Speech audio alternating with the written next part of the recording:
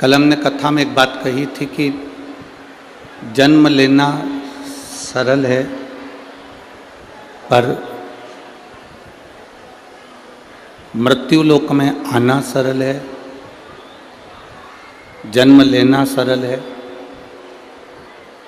पर शिव महापुराण की कथा कहती है जन्म लेने के बाद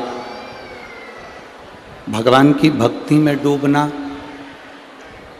भगवान के भजन में डूबना, अविरल भक्ति में डूबना, ये कठिन है।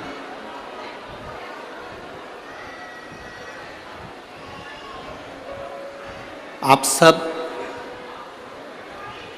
जो इस कथा पंडाल में विराजमान है, रोड पर बैठे हुए हैं, पीछे बैठे हुए हैं, जहाँ भी आप लोग विराजमान हैं, बैठे हैं,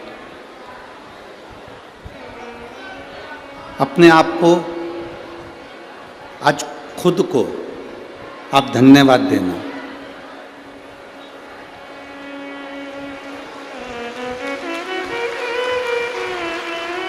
आज अपने आप को आप धन्यवाद दो कि हमने अपने मनुष्य के जन्म को सार्थक कर लिया, जो ददरुआ धाम की भूमि पर शिव महापुराण की कथा श्रवण कर। अपना जीवन हम सार्थक करते थे। शंभु शरणे पड़ी मांगू घड़ी रे, दुख काटो दया करी दर्शन।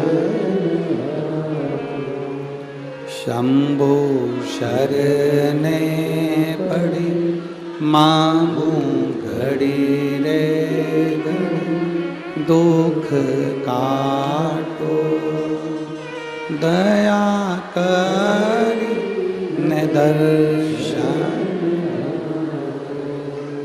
आज हम आप अपने जीवन की सार्थकता को सिद्ध कर रहे हैं।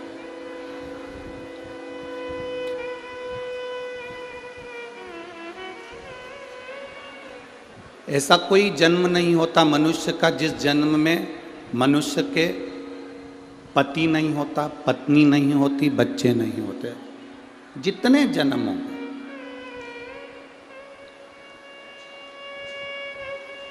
आप पशु भी बन गए तो भी आपकी पत्नी होगी, आपके बच्चे होंगे।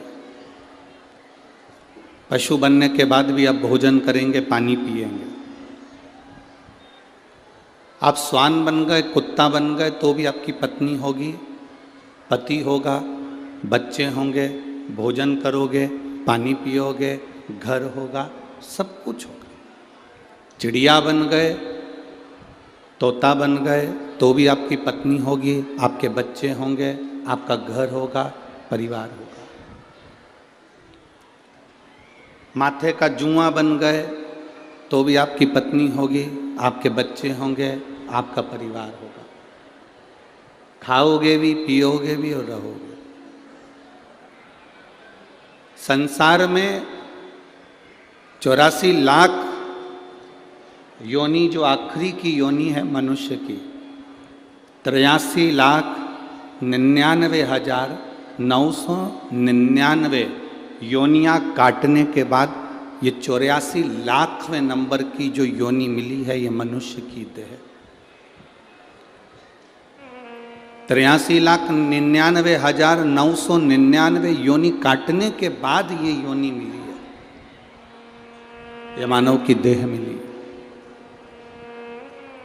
जितनी योनियाँ 83,99,999 जितनी योनि हमको मिली, सारी योनि में हमारी पत्नी भी रही, हमारे बच्चे भी रहे, हमारा परिवार भी रहा, घर भी रहा, हमने खाया भी, पानी भी पिया, घूमे भी, फिरे भी, सब करा। पर 83,99,999 योनि में हमने खाया पिया, पत्नी बच्चे सब रहे, पर 83,99,999 योनि में हम भगवान का भजन नहीं कर पाए, शिव पुराण नहीं सुन पाए, ये केवल 84 लाख में नंबर की योनि में सुन पाए। ये हमारी जो मनुष्य की देह है, जो ये मानव का शरीर है, इस योनि में हम सुन रहे हैं। मेरी जीजियों, ए मेरी भिंड की जीजियों और मेरे जीजाओं, बहुत दूर दूर से आप लोग आए हो। कोई 40 किलोमीटर से, कोई 50 किलोमीटर से, कोई 100 किलोमीटर से, कोई 150 किलोमीटर से, बहुत दूर दूर से आप लोग यहाँ पहुँचे हो। आप लोगों से केवल इतना सा कहना चाहूँगा, 200-500 रुपये खर्च कर कर आप कथा के पंडाल तक पहुँचे हो, तो आपसे केवल निवेदन इतना है, मान रहे हैं कि जगह नहीं है कहीं पर भी, रोडों पर भी लोग फुल बैठे हुए हैं, और यहाँ से आधा किलोमीटर तक इधर, आधा किलोमीटर तक इधर तक लोग रोडों पर, रोड के किनारे, पेड़ों की छाँव में, दुकानों में बैठे हुए हैं। हम मान रहे हैं ये सब चीज़ें, आप लोग LED पर, टीवी पर सब देख रहे होंगे। और हमारा निवेदन है, जहाँ तक आवाज़ जा रही है, कहीं पर भी बैठकर आप शिव महापुराण की कथा को श्रवण करिए, बाबा से झोली पसार कर प्रणाम कर कर विनती करिए। बाबा सर्वस्व है, ये मत सोचना कि बाबा यहीं देगा। बाबा जहाँ तुम कथा सुन लोगे बैठकर, बाबा मेरा वहाँ आकर भंडार भर देगा। तुम जहाँ मौका में,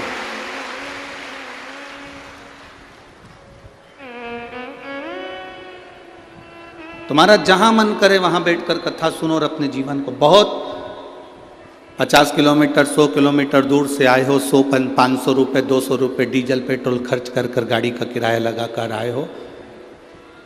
हम तो 2.5 घंटा, आधा घंटा तो आशीष भैया बोल लेते हैं, 2.5 घंटा हम कथा बाज कर चले जाएंगे।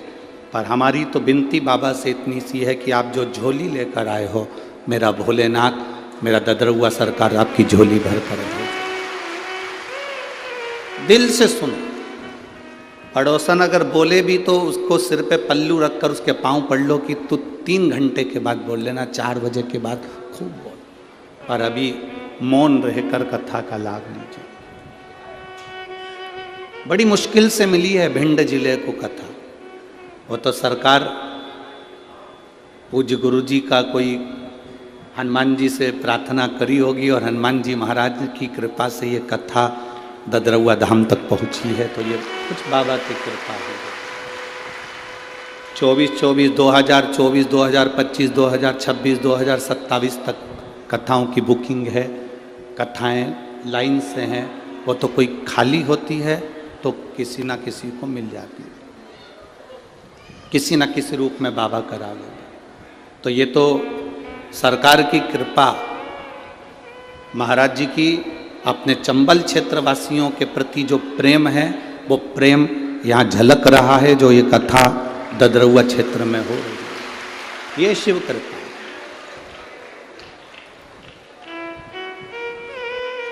भगवान की अविरल भक्ति, भगवान शिव की अविरल भक्ति सहजता से नहीं मिलती।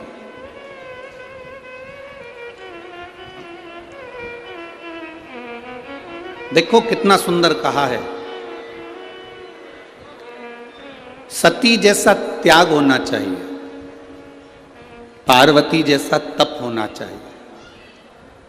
सती जैसा त्याग हो, पार्वती जैसा तप हो, और नंदी जैसी प्रतीक्षा हो, तब जाकर मेरा महादेव आपको प्राप्त हो पाता है।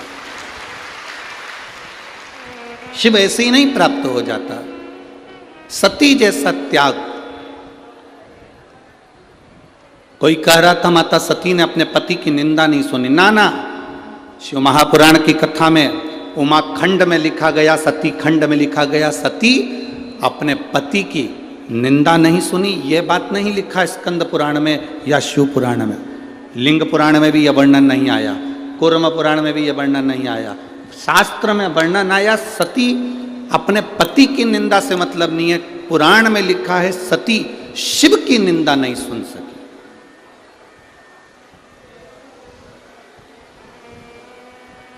यहां पति शब्द नहीं लिखा।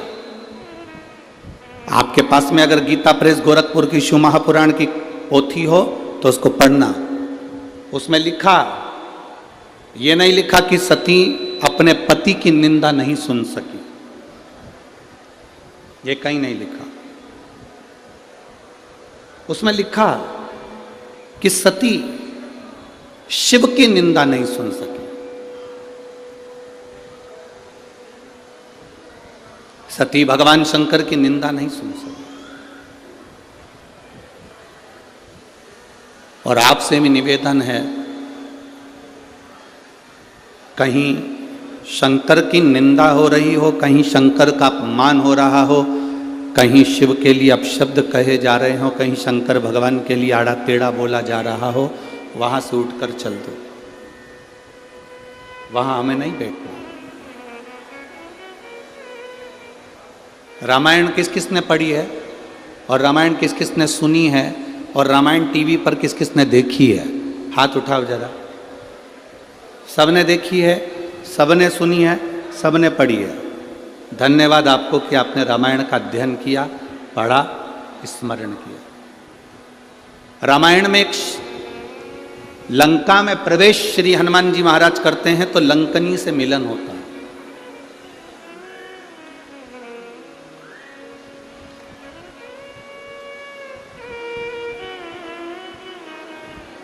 हनुमान जी महाराज जब लंका में प्रवेश कर रहे हैं तब एक स्त्री, लंकनी नाम की एक स्त्री मिलती है। सुरसा मिली, माता कहकर प्रणाम करा। छाया पकड़ने वाली राक्षसी मिली, प्रणाम करा माता कहकर। लंकनी मिली,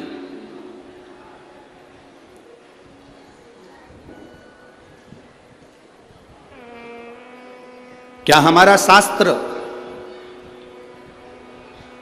क्या हमारा वेद, क्या हमारा पुराण ये कहता है कि स्त्री को मारा जाए या स्त्री को हाथ मारा जाए या थप्पड़ मारा जाए या गाली दी जाए? किसी वेद में, किसी पुराण में, किसी शास्त्र में ऐसा वर्णन नहीं है।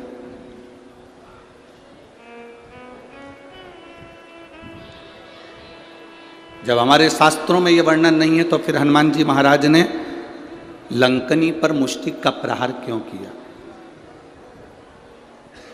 जरा विचार करना। बहुत गहन शिव महापुराण की यह शंकर सुमन शिव महापुराण की जो कथा मिली है, ये पूरे विश्व के लिए मिली है। इस पर गहन चिंतन करना चाहिए। गहन चिंतन करना चाहिए कि जब हमारे शास्त्र कहते हैं, जब हमारी पुराण कहती है, जब हमारे वेद कहते हैं कि स्त्री पर हाथ ना उठाया जाए, स्त्री को गाली ना दी जाए, स्त्री को अपशब्द ना किया जाए, स्त्री को ताना ना दिया जाए, फिर ये लंकनी पर मुष्टिक प्रहार करना।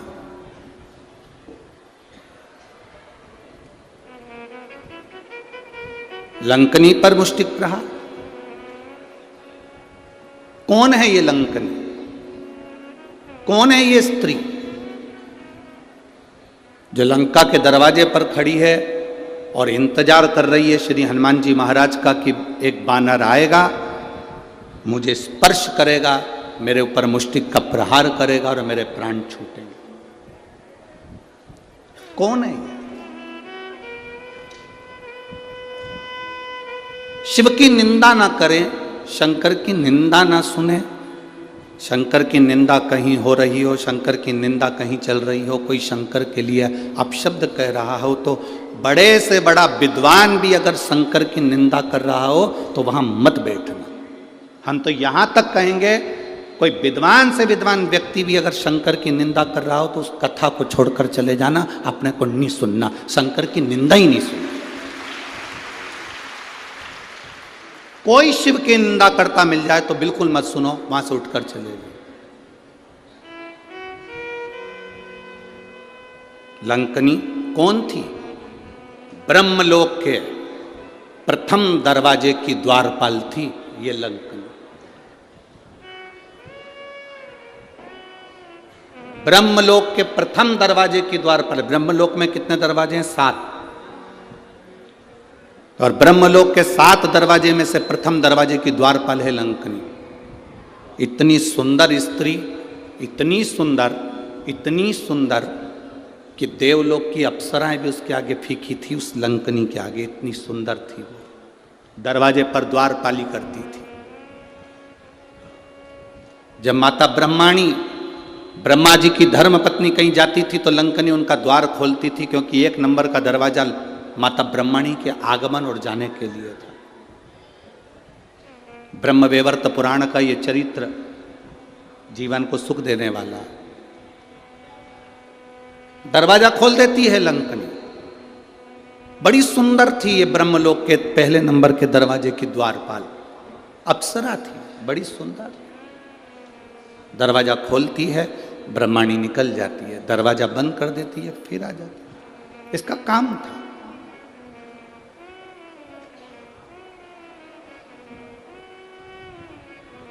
आप में से कई लोग ऐसे होंगे जिनको ददरुआ धाम आते हों और हनुमान जी के दर्शन करने जाते होंगे, तो कई लोग ऐसे होंगे जो पहली बार आते होंगे, उनको दरवाजा नहीं मालूम होगा। कल हम पुजारी जी से कह रहे थे और वो पवन जी थे, उन दोनों से कह रहे थे कि महाराज जी ने ये काम सबसे अच्छा करा कि ददरुआ धाम के इस मंदिर प्रांगण के बहुत सारे दरवाजे हैं। तो पुजारी जी कह रहे थे महाराज जी कम से कम 8 दरवाजे हैं मंदिर में प्रवेश आने जाने के। इसी ब्रह्मलोक में ब्रह्मा जी के प्रवेश द्वार 7, उसमें से एक द्वार पर दरवाजे पर ये सुंदर स्त्री खड़ी है जो दरवाजा खोलती है, बंद करती है, पहरेदारी करती है, चौकीदारी करती है। अब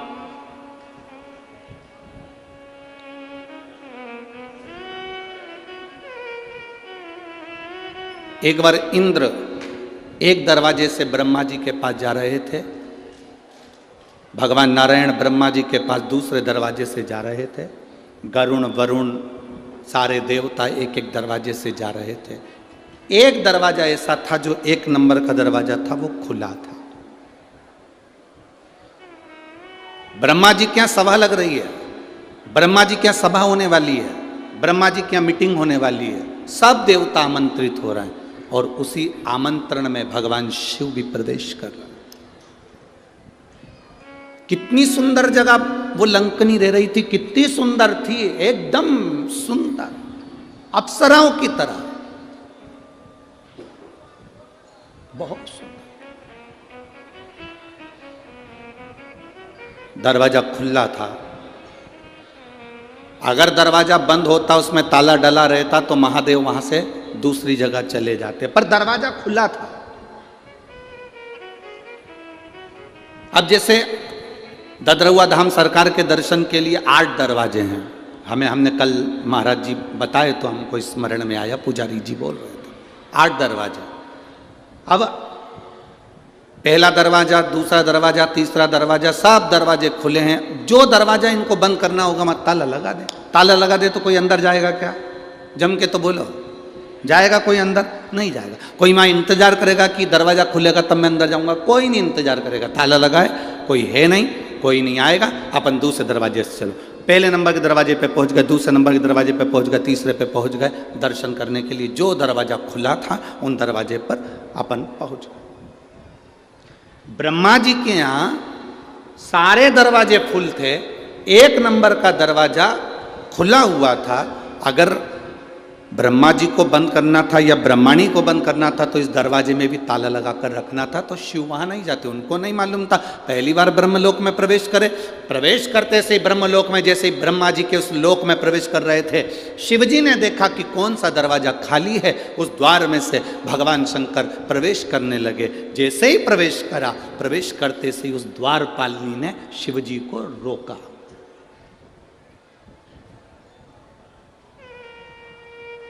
वो दरवाजे पे खड़ी हुई उस लंकनी ने, उस द्वारपालिनी ने, जो सुंदर है, अति रमणीय, अति सुंदर, उसने रोक दिया।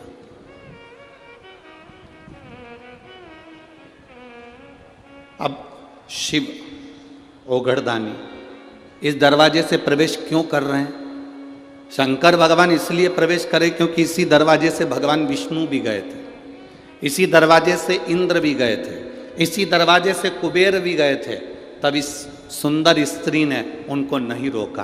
पर जैसे ही देवाधिदेव महादेव दरवाजे पर आए, आते से ही उस सुंदर स्त्री ने महादेव को साधारण सा पुरुष जाना और आवाज लगा कर कहा, ए बाबा, आवाज लगा कर कहा, ए बाबा। ये भस्म रमाकर, गले में सांप पटक कर, जटा बांध कर, त्रिपुंड लगाकर, रुद्राक्ष पहनकर कहां अंदर जा रहे हो? वो साधारण स्त्री शंकर भगवान को जानती थी कि ये शिव हैं। वो स्त्री जानती थी, अप्सरा जानती थी कि ये शंकर हैं, पर शिवजी सोने का मुकुट पहनकर नहीं आए थे, शिवजी अंबर पीतांबर पहनकर नहीं आए थे। शंकर भगवान एकदम सिंपल, एकदम साधारण, एकदम सहज आए थे।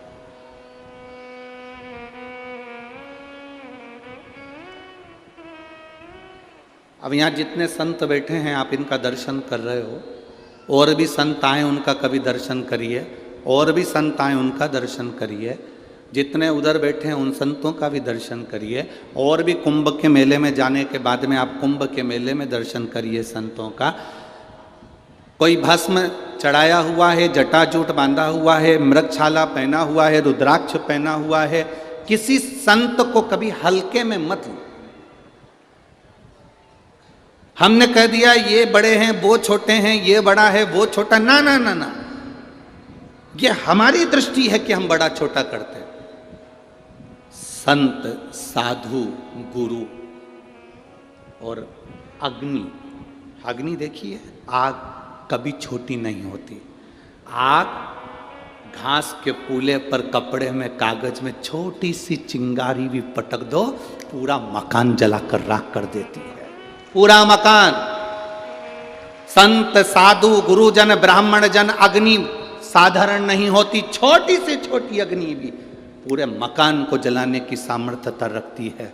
छोटे से छोटा संत भी राम नाम, कृष्ण नाम, शिव नाम में इतना डूबा रहता है कि दुनिया के पाप को जलाने की सामर्थ्यता रखता है।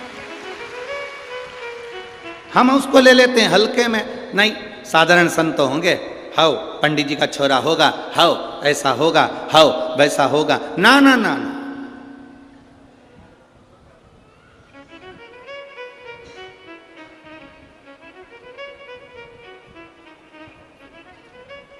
स्त्री को हल्के में ले लेना, पर उसके मांग के सिंदूर को हल्के में मत लेना। उसके मांग के सिंदूर में वो बल होता। महाराज, जब स्त्री हाथ में सिंदूरा लेती है ना, आपके इधर कैसे सिंदूर लगाते हैं हमको तो नहीं मालूम, पर सुहागन स्त्री जिसकी शादी हो गई, वो स्त्री जब अपने हाथ में सिंदूरा लेती है, स्त्री कभी भी सिंदूर जब लगाती है तो सिंदूर की डब्बी को कहीं रखकर नहीं लगाती, हमेशा याद रखना। जिस नारी सिंदूरे को नीचे रख दिया, या सिंदूरे को अलमारी पर रख दिया, या सिंदूरे को टेबल पर रख दिया और उसमें से लेके सिंदूर लगा रही है, तो वो नारी, हाँ एक जगह पर सिंदूरा रखा जा सकता है, जब आप सुहागल कर रहे हो, कोई पूजन कर रहे हो, तो आप देवी जी को, गणेश जी को जो सिंदूर चढ़ा रहे हो, वो चढ़ा हुआ जमीन पर भी रखा हुआ मांग में धर सकते हो। पर जब आप स्वयं 16 श्रृंगार कर रहे हो, उस जगह पर सिंदूरा जमीन पर नहीं रखा जाता। सिंदूरा जमीन पर रखा हो और नारी मांग का सिंदूर भरती हो तो पति को रोग ग्रसित करता ही है, पति रोगीला होता ही है, ये निश्चित है। उसका पति रोगीला जरूर होगा, ये निश्चित है, उसको रोग जरूर घेरेगा, ये पक्का है। स्त्री जब सिंदूरा में, यहां तक शास्त्र प्रमाण देता है कि एक दुल्हन पहली बार जब मांग भरती है और पति उसकी मांग भरता है, तो पति के भी हाथ में सिंदूरा पकड़ाया जाता है और पति अपने हाथ से उस मांग को भरता है। पति के हाथ में सिंदूरा पकड़ाया जाता है, वो सिंदूरा साधारण नहीं है।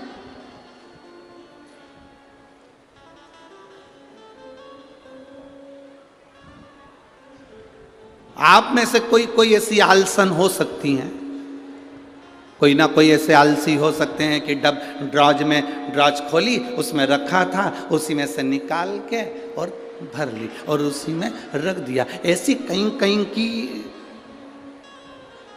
मिस इंडिया हो सकती है, ऐसी कहीं कहीं की। पर मेरा विश्वास कहता है भिंड जिले की तो नहीं कह सकता कि ऐसी होगी, भिंड जिले की जितनी होंगी हाथ में सिंदूरा लेकर सिर पर मांग भरने वाली ही होगी। सिंदूरा हाथ में लेकर, तो स्त्री को हल्के में ले लो पर उसके सिंदूर को हल्के में नहीं ले सकते, सिंदूर में वो बल होता है।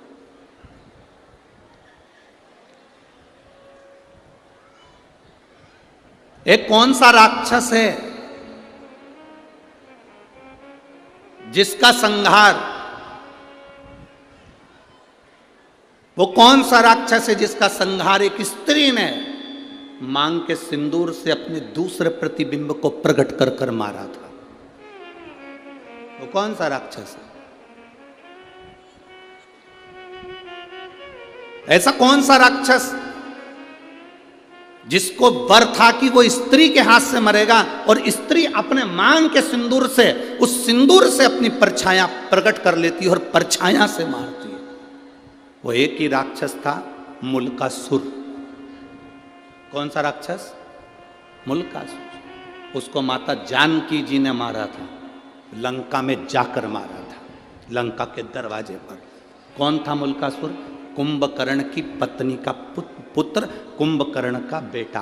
कुंभकर्ण की जो पत्नियां थी उसमें से एक करकटी थी जिसका पुत्र भीम था। उस भीम को शिवजी ने मारा था तो वह भीमा शंकर बन गया था। और कुंभकर्ण का एक बेटा था मुल्कासुर, जो जन्म लेने के बाद मूल में हुआ था तो उसको भिगवा दिया गया था, जिसको सीता जी ने मारा था, माता जानकी जी ने मारा था। मांग के सिंदूर में कितना बल होता है!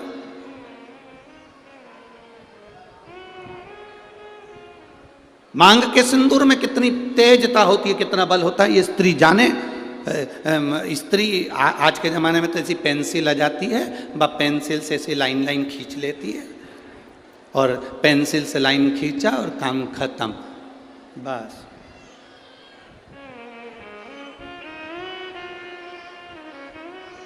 नहीं नहीं भाई,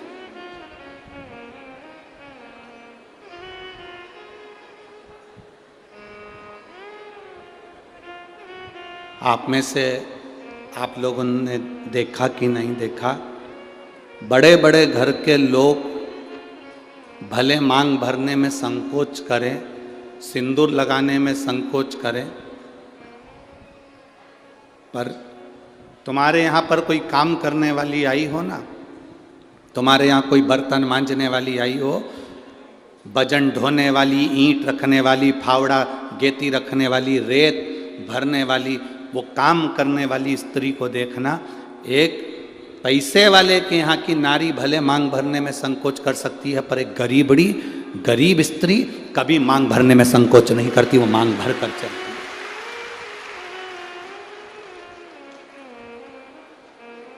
आपके यहाँ कोई बर्तन मांजने वाला आते हो, आपके यहाँ कोई झाड़ू लगाने वाली आती हो, आपके यहाँ कोई पोछा लगाने वाली आती हो, आपके यहाँ तगाड़ी ढोने वाली आती हो, वो स्त्री मांग में सिंदूर भर कर चलती है। बोलो री जी आप लोगों ने देखा है कि नहीं देखा? ईमानदारी से बोलना हो। कथा ऐसे नहीं चलती कि महाराज ने बोल दिया तुमने स्वीकार कर लिया, तुम तो दिल से बोलो कि तुमने देखा कि नहीं देखा।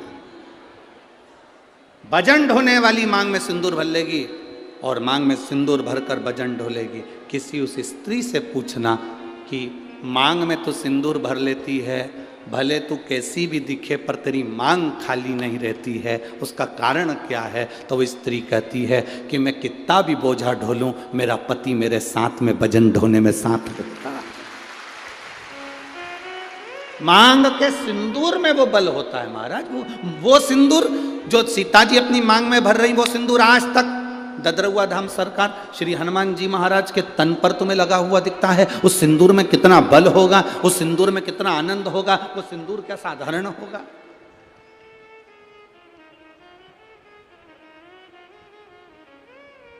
उसको पहचानो, उसको जानो।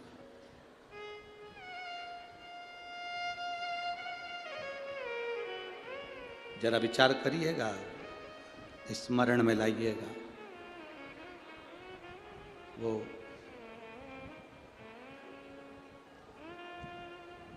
मांग का सिंदूर इतना प्रबल होता है, वो कहे ना, वो मुल्कासुर की वो कथा आती है आप लोगों ने सुनी तो होगी, हमारे स्मरण में है कि आप लोग सुन के तो रखे होंगे, पर फिर भी आज शिव महापुराण में निकली है तो आप स्मरण करेंगे। कुंभकर्ण का बेटा मुल्कासुर मूल में पैदा हो गया। कुंभकर्ण को मालूम पड़ा मेरा बेटा मूल में पैदा हुआ है। कुंभकर्ण ने दासियों से कहा कर कह दिया इसको जंगल में फेंक दो, ले जाओ इसको और वन में डाल दो, ले जाओ इसको जंगल में फेंको। अब उस बच्चे को ले जाकर जंगल में फेंक दिया। मूल में हुआ था, जंगल में फेंका। जंगल में फेंका, एक मधुमक्खी ने उस बच्चे को देख लिया। मधुमक्खी ने जब बच्चे को देखा कि कोई बच्चा रो रहा है और बिलख रहा है, इसके घर के लोग उसको यहां पटक कर चले गए। मधुमक्खी ने अपने छत्ते को छेदित कर दिया। मधुमक्खी अपने छत्ते को बनाती है, कभी छत्ते को छेदित नहीं करती कि उसमें से शहद नीचे गिरे। कभी छेदित नहीं करती मधुमक्खी अपने छत्ते को, बनाती है छत्ता पर छेदित नहीं करती। छत्ता बनाएगी पर छेदित ना करेगी, छेदित ना करेगी।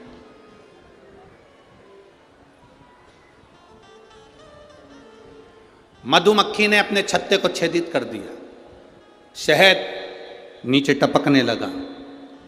वो जो मुल्कासुर था, कुंभकर्ण का जो बेटा था मुल्का, वो नीचे सोया था, रो रहा था। मुंह में शहद उसके जाने लगा।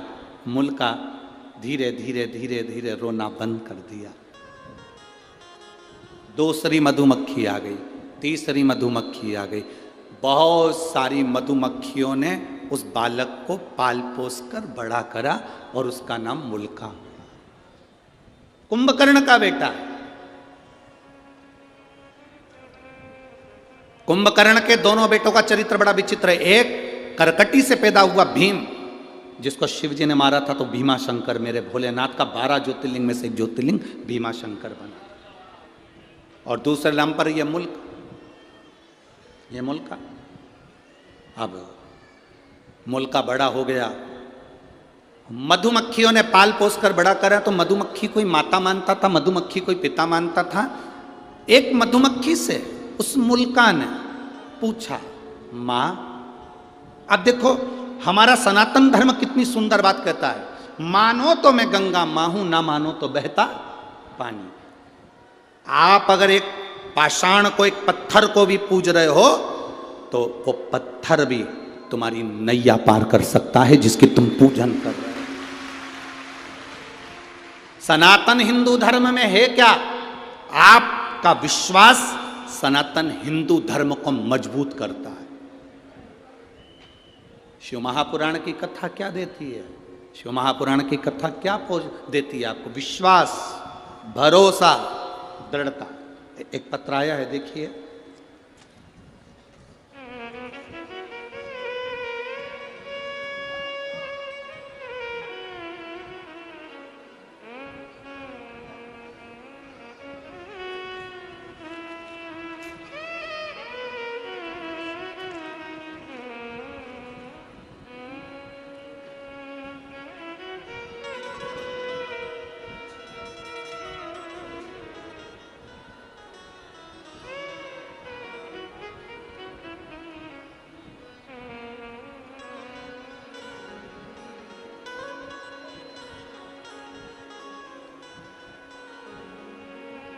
भरोसा देखिएगा।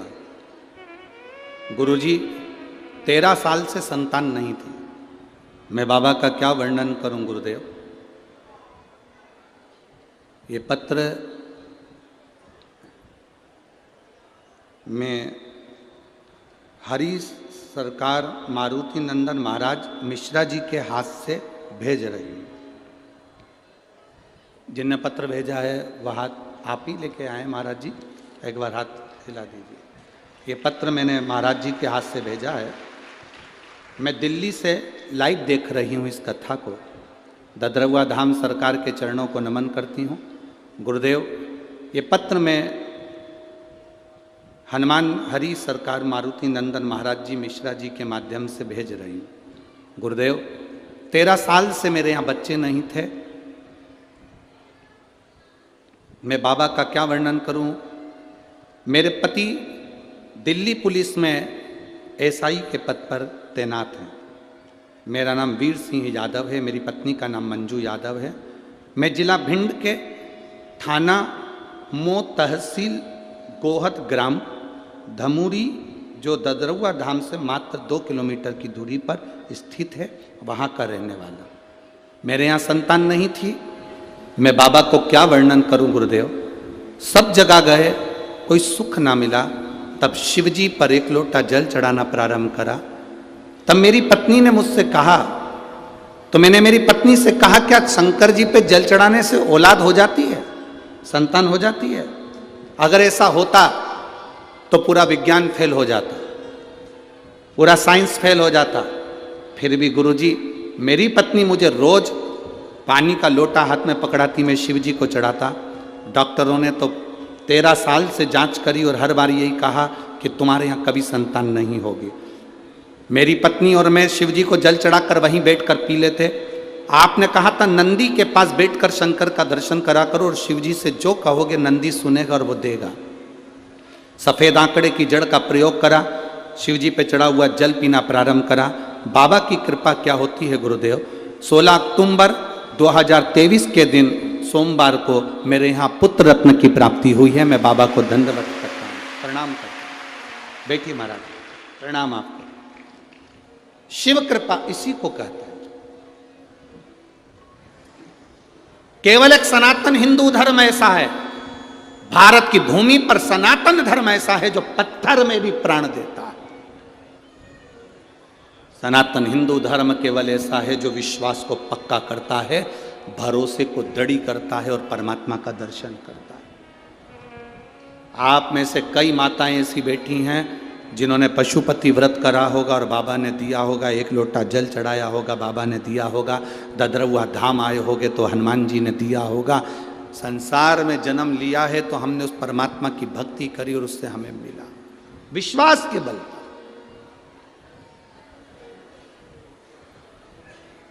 हम तो आपसे मिलते भी नहीं हैं। आप सरकार से पूछ लेना, या पुजारी जी हों, पवन भैया हों, या इस ददरवा धाम के जितने सेवादार हों उनसे पूछना, सियोर वाला महाराज अपना कमरा छोड़कर बाहर तक नहीं निकलता।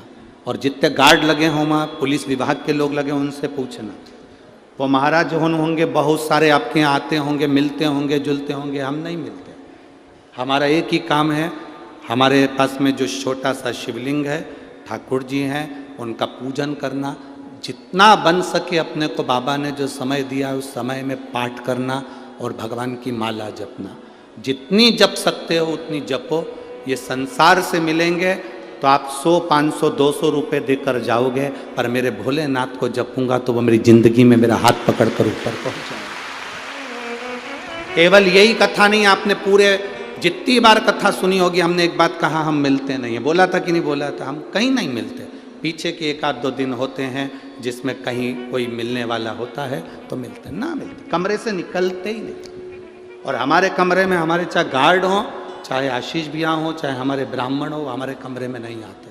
भजन करा, स्मरण करा, जाप करा, अनुष्ठान करा, भक्ति करी, केवल कथा में आए, यहाँ से चले, इसके सिवाय कुछ नहीं। क्यों मिले आपसे?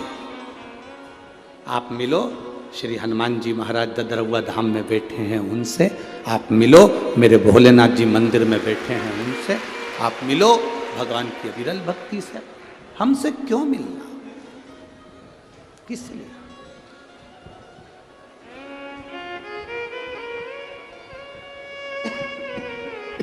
आप उसकी भक्ति करो, आप उसका भजन करो, आप उसका स्मरण करो। जितना जितना भजन का बल बढ़ेगा, जितना जितना भजन का बल बढ़ेगा, आपको कहीं जाने की जरूरत नहीं पड़ेगी। भोलेनाथ ढूंढता ढूंढता टार्च जलाकर तुम्हारे पास पहुंचेगा कि तू भजन कर रहा है। आपको नहीं जाना है कहीं पर, वो आएगा शिव स्वयं।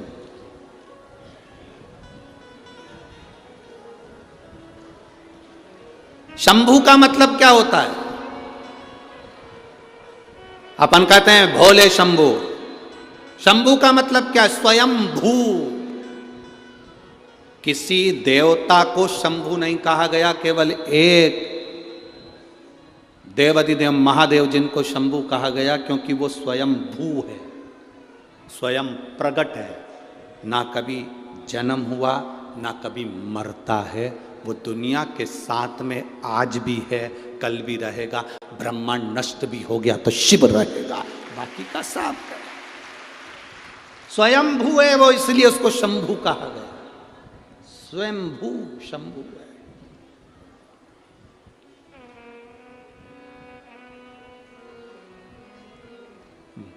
मुल्का को मधुमक्खी ने छेद कर कर। अब आपका विश्वास क्या कह रहा है? क्या एक मधुमक्खी मां बन सकती है? वो भी एक इंसान के बच्चे की, मनुष्य के मानव के बच्चे की? मधुमक्खी से मुल्का ने पूछा, मां, मधुमक्खी से पूछ रहा है, मां मैं किसका भजन करूं? और मधुमक्खियों इकट्ठी हो गई, इकट्ठी होकर झुंड बनाकर दौड़ी। दौड़ते दौड़ते मधुमक्खी एक वृक्ष पर चढ़ गई। वो वृक्ष था बट का वृक्ष। जिस बट के वृक्ष को मुल्का ने देखा तो बट वृक्ष को याद किया मुल्का ने। ये बट वृक्ष ब्रह्मा जी के कटे हुए शीश से प्रकट हुआ है, इसलिए मेरी माँ कह रही है कि इस ब्रह्मा का तू तप कर। मुल्का ने ब्रह्मा जी का तप करना प्रारंभ करा। इतना घोर तप मुल्का ने करा, बट वृक्ष के नीचे बैठ जो तप करना प्रारंभ करा तो ब्रह्मा जी प्रकट हो गए, ब्रह्मदेव साहब। और ब्रह्मा जी प्रकट होकर बोले, बोल मुल्का तुझे क्या चाहिए? मुल्का ने कहा, मैं मरूं ना, मुझे अमर कर दो, मेरे प्राण ना छूटे, मुझे अमर करा जा। भगवान ने कहा, ये तो कभी नहीं हो सकता मुल्का कि तू अमर होगा। अगर मैं अमर नहीं हो सकता तो फिर क्या मांगू? इतने में मुल्का ने कह दिया, बस अगर मैं अमर नहीं हो सकता, मेरे को मरना ही पड़ेगा, तो मुझे वर दो कि मुझे स्त्री मारे।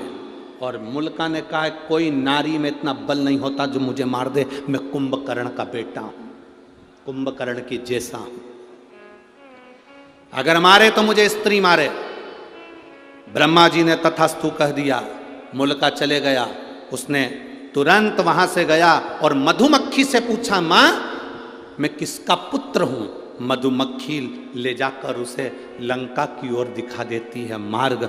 मुल्का को मालूम पड़ा कि मैं कुंभकर्ण का बेटा हूं और मेरे पिता को राम ने मारा था, पर मेरे पिता का साथ विभीषण ने दिया था। मेरा चाचा, मेरे परिवार का व्यक्ति जिसने मेरे पिता को मारने में साथ दिया, मेरे ताऊ को मारने में साथ दिया, मैं विभीषण को नहीं छोड़ूंगा। और मुल्का लंका में प्रवेश करने लगा। लंका का गेट बंद करा गया, दरवाजा बंद करा गया। विभीषण को मालूम पड़ा कि मुल्का मेरे ऊपर आक्रमण कर रहा है, कुंभकर्ण का बेटा मेरे ऊपर आक्रमण कर रहा है। विभीषण रातों रात भागकर अयोध्या में आ गए। विभीषण रातों रात भागकर अयोध्या में आए। अयोध्या नरेश, भगवान राम ने पूछा, क्या बात है विभीषण, इतनी रात्रि को तुम यहाँ कहाँ पहुंच गए, कैसे आना हुआ?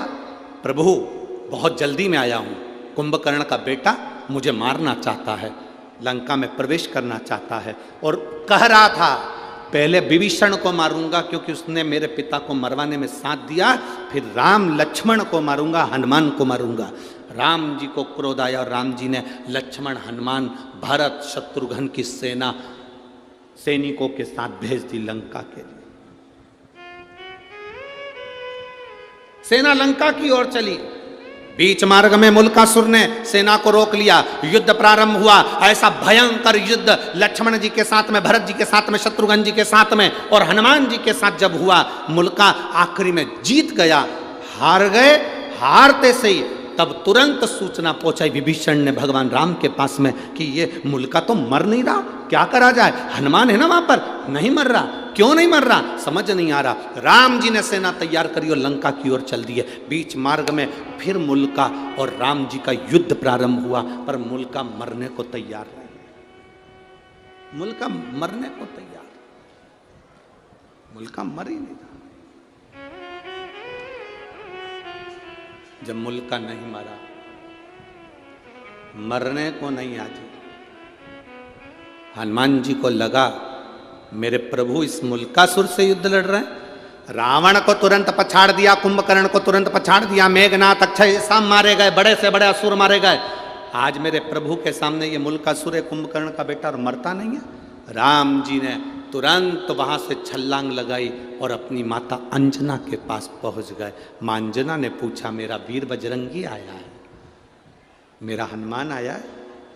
बेटे को गले से लगाकर पूछा, बजरंगी क्या बात है हनुमान?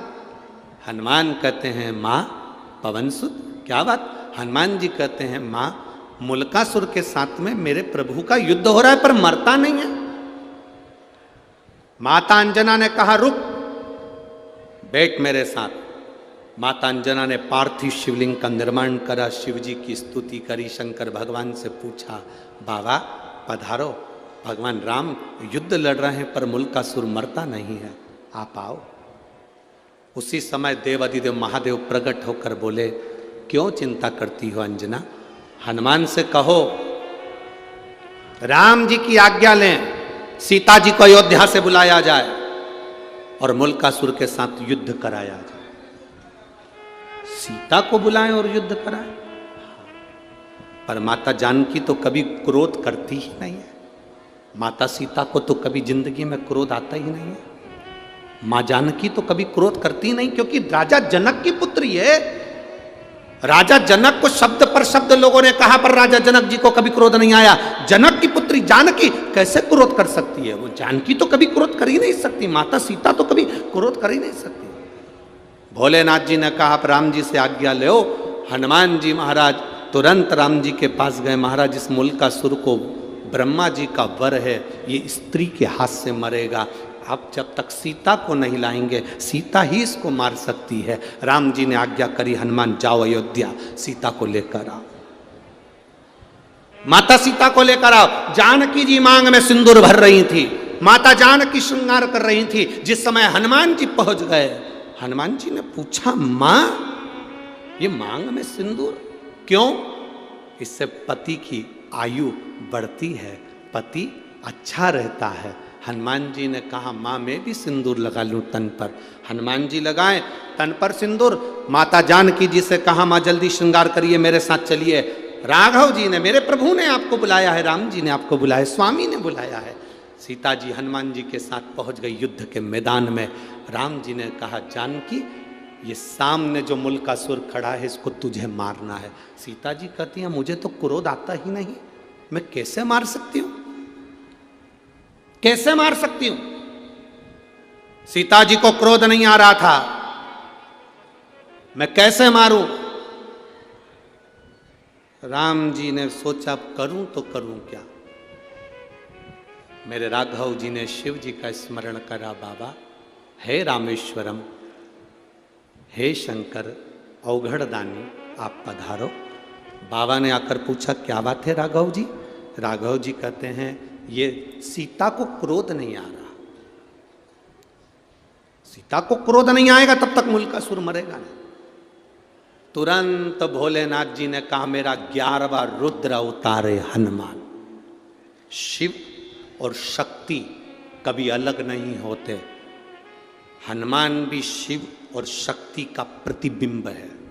हनुमान का जो शरीर है वो शिव है और हनुमान की जो पूंछ है वो शक्ति है। हनुमान का शरीर शिव है और हनुमान की जो पूंछ है वो शक्ति है। हनुमान का शरीर शिव है और जो पूंछ है वो पार्वती है। एक काम करो हनुमान, जहां से सीता जी निकलकर रथ के ऊपर चढ़े वहां तुम्हारी पूंछ से तुम थोड़ी सी बुआरी लगा देना, झाड़ू लगा देना। थोड़ी सी बुआरी, थोड़ी सी झाड़ू अपनी पूंछ से लगा देना, थोड़ी सी बुआरी।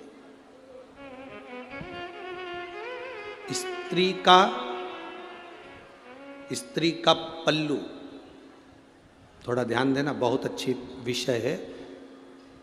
वो तो ये शंकर सुमन शिव महापुराण की कथा चल रही है तो ये प्रसंग निकले हैं, नहीं तो ये प्रसंग शिव पुराण में हम कभी ना सुनाते। स्त्री का पल्लू,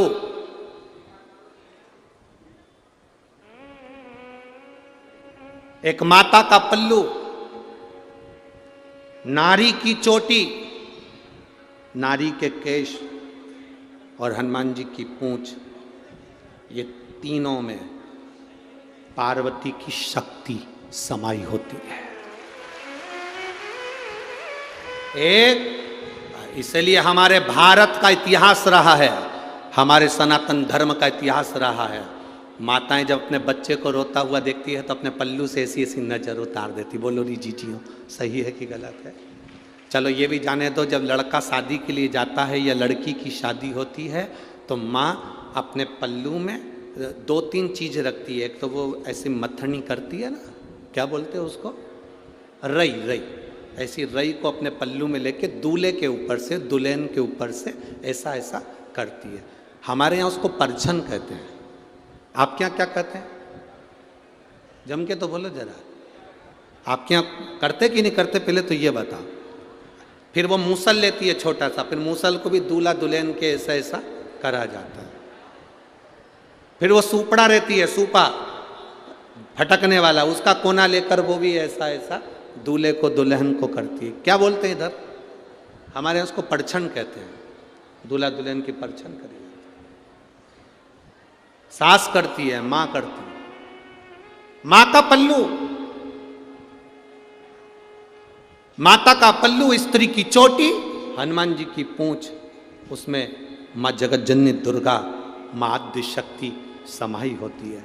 तुरंत कह दिया भोलेनाथ जी ने, जब सीता यहाँ से निकल कर जाए, हनुमान तेरी पूंछ से बुआरी लगा दे। उस पूंछ का एक कण भी सीता के शरीर को छू गया, सीता में तेज देवी का आ जाएगा और इतना क्रोध करेगी कि तुझे कुछ नहीं करना, वो मुल्कासुर को मार देगी। मुल्कासुर इतना तेज। हम हनुमान जी के मंदिर में जाते हैं, वहां का सिंदूर अपने सिर पर लगाते हैं। क्यों लगाते हैं? कारण क्या है?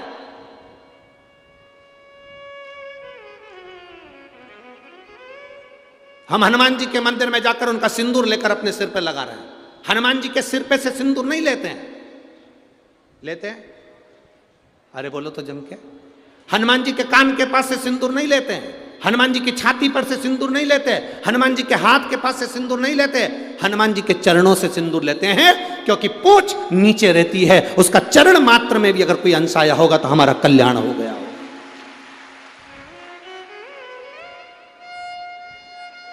अब तुम्हारे यहां अगर ऐसा होता हो कि सिर पे से सिंदूर लेके लगा लेते हो तो बात दूसरी। हाँ, शास्त्र नहीं है, शास्त्र ये वर्णन करता ही नहीं कि सिर पे से सिंदूर। यहाँ तो हनुमान जी के चरणारविंद का सिंदूर लेकर मस्तक पर लगाया जाता है। हनुमान जी की पूंछ नीचे रहती है, उस पूंछ में से एक अंश भी उनके केश का भूमि पर गिरा होगा, उसमें सिंदूर लग गया होगा, हमारे मस्तक पर लगा होगा तो हमें बल मिलेगा, बल मिलेगा तो संसार से लड़कर हम आगे निकल जाए। पवन तनय संकट हरन मंगल मूर्ति, राम लखन सीता हृदय। शिव है वो। शंकर भगवान ने कहा हनुमान सीता जी, सीता माता जानकी चली, चलते ही हनुमान जी ने बुहारी काढ़ी, बुहारी काढ़ते से माँ जानकी ने देखा सामने मुल्कासुर को। सीता जी ने अपने मांग के सिंदूर का स्पर्श कर कर अपनी छाया प्रकट कर दी। जानकी नहीं, सीता की छाया प्रकट हो गई और सीता माता की छाया ने ऐसा विकराल रूप धारण करा कि मुल्कासुर को 5 बाण में त्रस्त कर कर उसको पछाड़ दिया। अंत में मुल्कासुर मर गया, मुल्कासुर मर गया।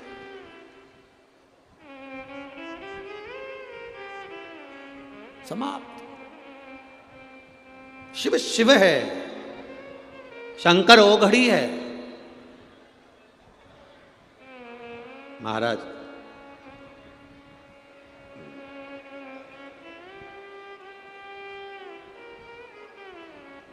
लोग कहते हैं भगवान शंकर का नाम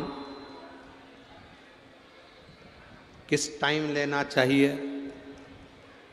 भगवान शंकर का भजन किस टाइम करना चाहिए?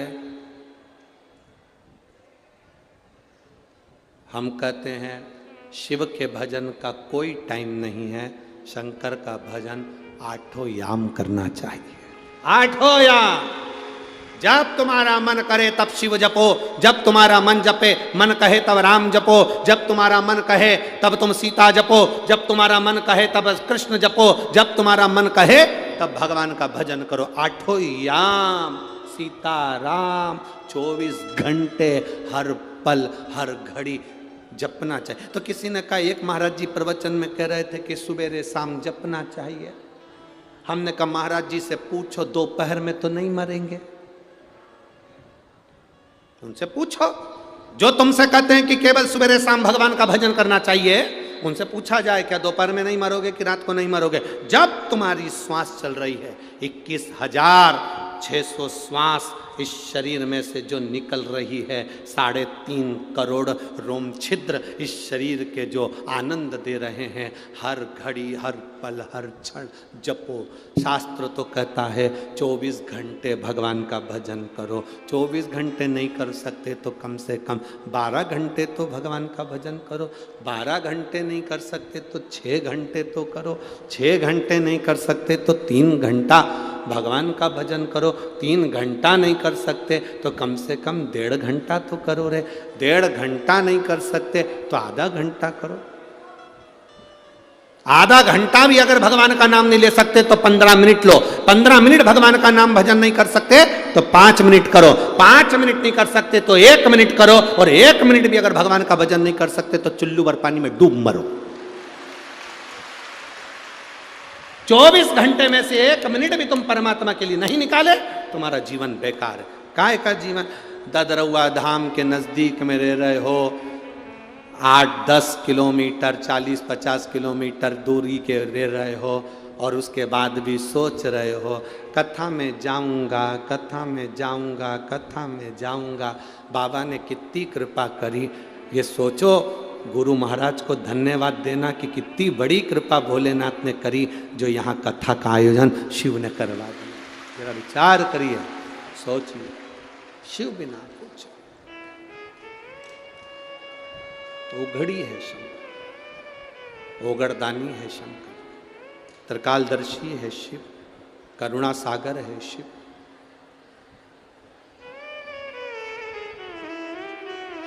वो ओघड़ी है शंकर।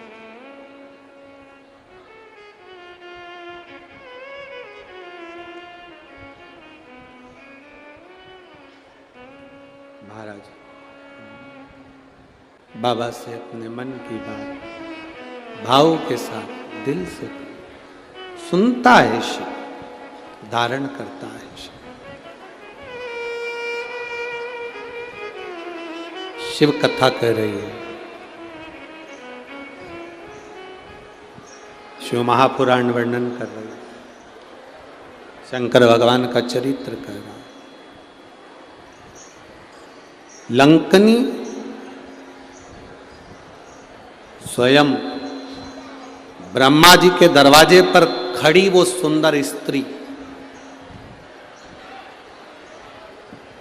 ब्रह्मलोक के दरवाजे पर खड़ी वो सुंदर स्त्री, अति सुंदर, अति सुंदर।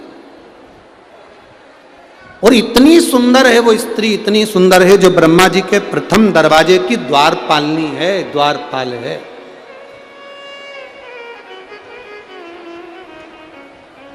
जो ब्रह्मा जी के प्रथम दरवाजे की द्वारपाल, भगवान ब्रह्मा जी के दरवाजे से, उस द्वार से इंद्र भी गए, उस स्त्री ने नहीं रोका। भगवान नारायण भी गए, नहीं रोका।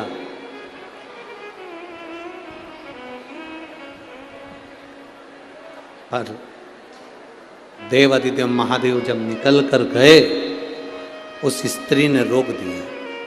हे बाबा, अरे बाबा,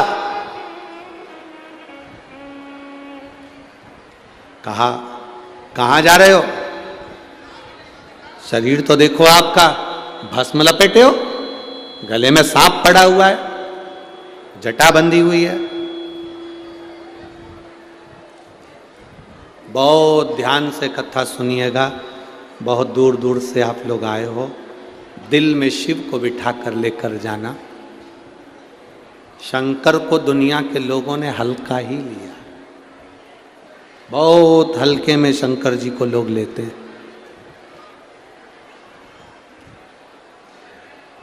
मेरा ओघड़दानी, मेरा शंभू, मेरा त्रिकालदर्शी, कैलाशी, अविनाशी को कभी हल्के में मत। उसके दरवाजे पर जाकर अगर आपने एक गीला कपड़े का पोछा भी लगाया है ना, तो वो खाली नहीं छोड़ता है। एक झाड़ू भी लगाई है ना, वो खाली नहीं छोड़ता है। अगर मंदिर को साफ भी करा है तो वो खाली नहीं छोड़ता, ऐसा ओघड़ी है वो। दीपावली पर जिस कुबेर की हम पूजन करते हैं, कौन है? शंकर जी के मंदिर में चोरी करने गया था, चोटा।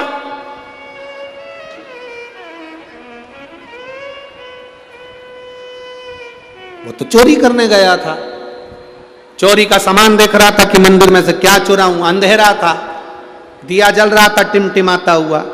अपने तन का कपड़ा उतारा, वहीं पर कपड़े में आग लगाई, चोरी का सामान देख रहा था क्या क्या चीज चुराना है शंकर जी के मंदिर में। भोलेनाथ प्रकट हो गए। शिव जी ने प्रकट होकर कहा, मांग तुझे क्या चाहिए। चोट्टा बोला, मैं तो चोर हूं। शंकर जी बोले, भले तू चोट्टा है, पर मेरे मंदिर में आज तूने शिवरात्रि के दिन प्रकाश कर दिया, उजाला कर दिया। मैं भी तेरी जिंदगी में उजाला करना चाहता हूं। मांग मांग, तुझे चाहिए। अब भोलेनाथ जी ने उसको कुबेर की सिंहासन दे दिया, चोर को कुबेर बना दिया। चोर को कुबेर। गया चोर ऊपर कुबेर के सिंहासन पर, कुबेर बैठा था। उससे कहा, उतरो नीचे, ये कुर्सी हमारी है। उतरो नीचे, ये कुर्सी हमारी है। उतर जाओ जल्दी से नीचे, यहां पर उतरो। कुबेर ने कहा, भाई देख, हम कैसे उतर जाएं, भला जरा बता, ये कुर्सी तो हमारी है। नहीं, भोलेनाथ जी ने ये कुर्सी मेरे को दी है, शंकर जी ने कुर्सी मुझे दी है। भोले बाबा ने कुर्सी मुझे दी है, तुम उतरो। कुबेर नीचे उतरा। रोता रोता कुबेर इंद्र के पास गए। इंद्र ने कहा, इस मामले में हम कुछ नहीं बोल सकते, इस मामले में हम कुछ नहीं बोल सकते। रोता रोता कुबेर भगवान विष्णु के पास गए। भगवान विष्णु ने कहा, क्या हुआ? भगवान विष्णु बोले, इस मामले में हम कुछ नहीं कह सकते। रोता रोता कुबेर ब्रह्मा जी के पास गए। ब्रह्मा जी उनको लेकर भगवान विष्णु के पास चले गए। भगवान नारायण से कहा, प्रभु ये बात तो बहुत गलत है, जब कुबेर को कुर्सी मैंने दी थी तो फिर ये शंकर जी ने इसको कुर्सी कैसे दे दी, वो चोर को कुर्सी कैसे दे दी? भगवान विष्णु बोले, देखो ब्रह्मा जी, शंकर जी के मामले में हम नहीं बोल सकते, ध्यान देना। ब्रह्मा जी तुम्हारे भाग्य को लिख सकते हैं, विधाता तुम्हारे भाग्य को लिख सकता है, भगवान तुम्हारे भाग्य को लिख सकता है, पर केवल एक देव अधिदेव महादेव ऐसे हैं जो तुम्हारे भाग्य के लिखे को मिटाकर अच्छा लिख सकते हैं। अकाल मृत्यु वो मरे जो काम करे चंडाल का, और काल उसका क्या बिगाड़े जो भक्त हो। मां, जो शिव का उपासक, उसको क्या चिंता?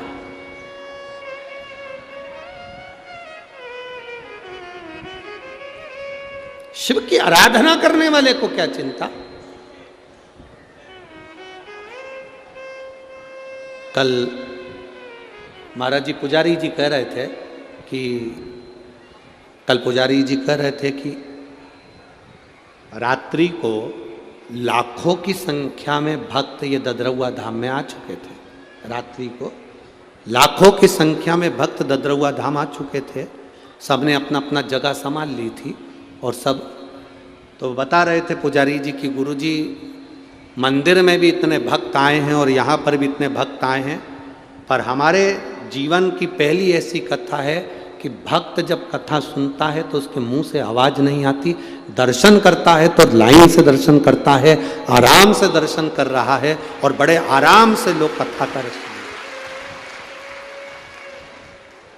शिव की उपासना करने वाला, ये शंकर की, राम की, कृष्ण की जिसके अंदर भक्ति होती है, वो मौन रहकर अलमस्त होकर कथा का लाभ लेता, अलमस्त होकर, उसको कोई मतलब नहीं, कोई। आग लगे बस्ती में, बोलो बोलो जम के बोलो, अपन रहो। शंकर भगवान कितनी मस्ती में रहते, जहर पी लिया, कंठ में विष भरा है तो भी आराम से रह रहे हैं। आप में से कहीं का भी एक आध बार मच्छर काट खाए तो 25 जरा विचार करो। पर शिव शिव है, जहर कंठ में भरा है, गले में सर्प धरा है, सिर पे गंगा चंद्र धरा है और मेरा शंभु अड़भंगा बैठा भक्ति में डूबा हुआ है। निंदा ना करें, अपशब्द ना बोलें, शिव को पहचानो। शिव के मामले में कोई नहीं बोलता, कोई। एक झाड़ू लगाने वाले को फल मिल सकता है, बुआरी लगाने वाले को फल मिल सकता है, तो क्यों ना मिले, क्यों ना।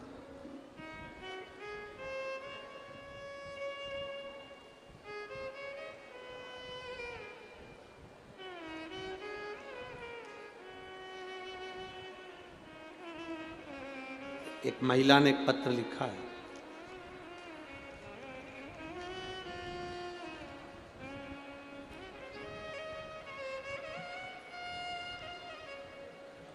गुड़िया सिंह मुजफ्फरपुर बिहार से आई हैं, कहीं बैठी हैं तो हाथ हिला सकती हैं।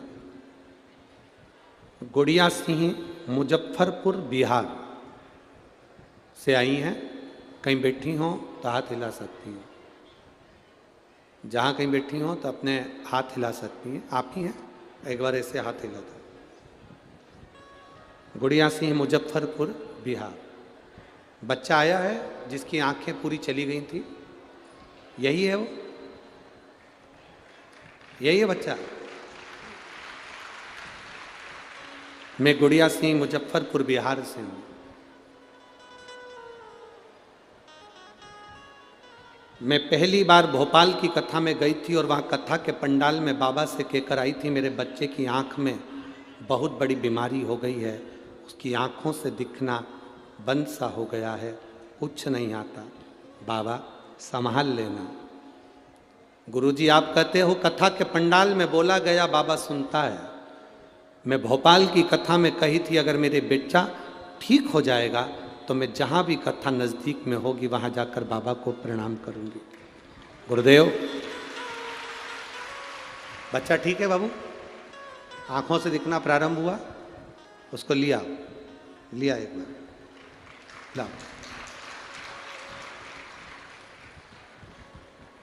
इसकी आँख में बहुत बड़ी बीमारी हो गई थी जिसका नाम भी मैं लेना नहीं चाहती। शायद भगवान से प्रार्थना करूंगी कि ऐसी बीमारी किसी के मत देना। आंखें चली गई, दिखना बंद सा हो गया, शरीर बेकार हो गया, बड़े से बड़े डॉक्टर का इलाज करवा लिया पर ठीक नहीं। भोपाल की कथा में आई थी, बाबा को प्रार्थना करी थी। शहद वाला प्रयोग जो आपने बताया था गुरुजी, पीपल के पत्ते का दोना बनाकर शहद भरकर शिव को चढ़ाकर नैनों में लगाने का, मेरे बच्चे की आंख वापिस आ गई और जो बड़ी बीमारी हुई थी वो मिट गई है। मैं बाबा को यहाँ प्रणाम करने के लिए। ओघड़ी है शंभू, ओघड़ी।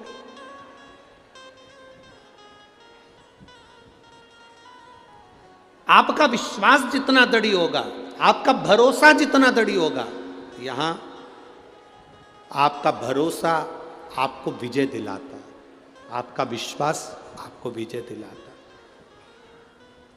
आप झाड़ू भी लगा रहे हैं उसके दरवाजे की तो वो फल देता है।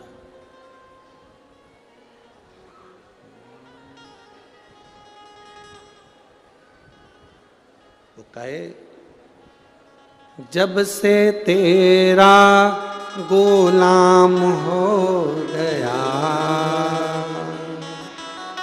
तब से मेरा भी नाम हो गया, जब से तेरा गुलाम हो गया, तब से मेरा भी नाम हो गया। वरना औकात क्या थी मेरी, वरना औकात क्या थी मेरी। सबसे बढ़िया है सबसे खरी, भोले बाबा तेरी नौकरी। सबसे बढ़िया सबसे खरी। जब से तेरा गुलाम हो गया, तब से मेरा भी नाम हो गया। जब से तेरा गुलाम हो गया, तब से मेरा भी नाम हो गया। एक बार जोरदार ताली बजाओ। इस बच्चे को ऐसी बीमारी हो गई थी, इसकी दोनों आंखें चली गई थी और बीमारी इतनी विकराल थी, पर बाबा ने वापिस नेत्र दिए।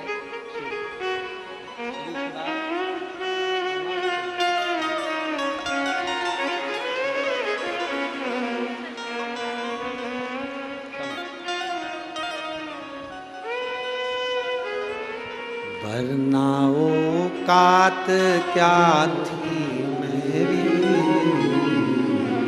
सबसे बढ़िया है सबसे बढ़िया। ये उसकी कृपा, उसकी उदारता। शिव निंदा ना करें, शंकर की निंदा भी ना सुने। भक्ति जितनी बढ़ा सकते उतनी बढ़ा, जितनी बढ़ा सकते।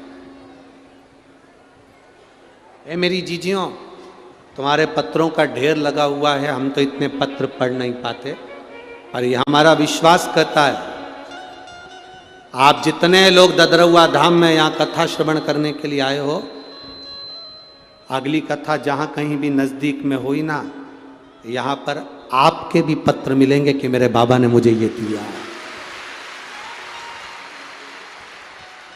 मिले रोक दिया उस स्त्री ने, उस ब्रह्मा जी के दरवाजे पर खड़ी उस लंकनी ने, द्वारपालिनी ने रोक दिया। हट बाबा, कहाँ जा रहा? भस्म रमा कर, जटाजूट बांध कर, गले में सर पहन कर। किसी संत को, किसी साधु को, किसी गुरु को, किसी अग्नि को हल्का ना समझे। सांप को हल्का ना समझे, कर्जे को हल्का ना समझे, कर्जा भी हल्का ना समझे। 1 रुपया है, किसी का देना है, सबसे पहले दे दो। कर्जा भी हल्का ना समझो, सर्प को हल्का ना समझो, अग्नि को हल्का ना समझे,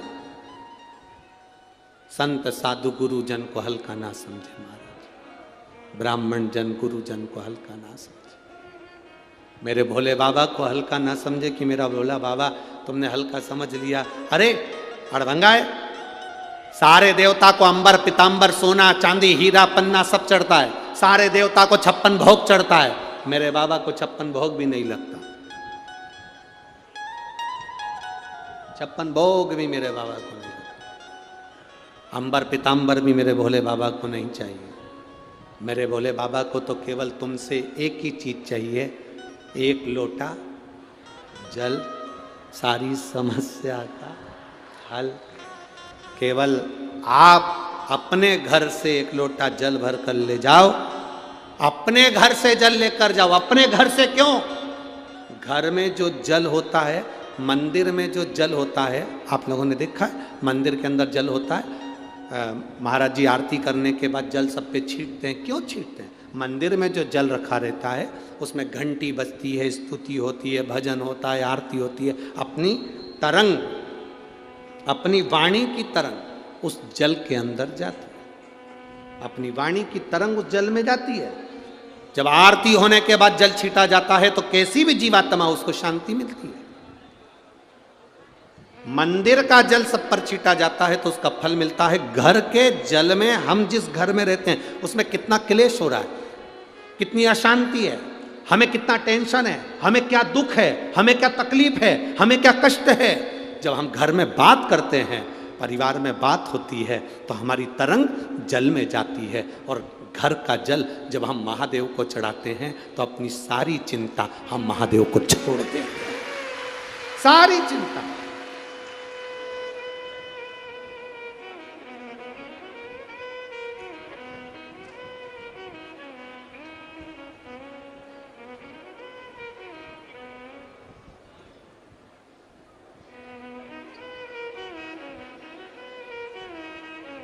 हमारी पूरी चिंता हमने महादेव को सौंप दी, हमने अपने जीवन की पूरी टेंशन उनको दे दी। वो आप लोग आरती में भजन में गाते हो ना, अब सौंप दिया सब भार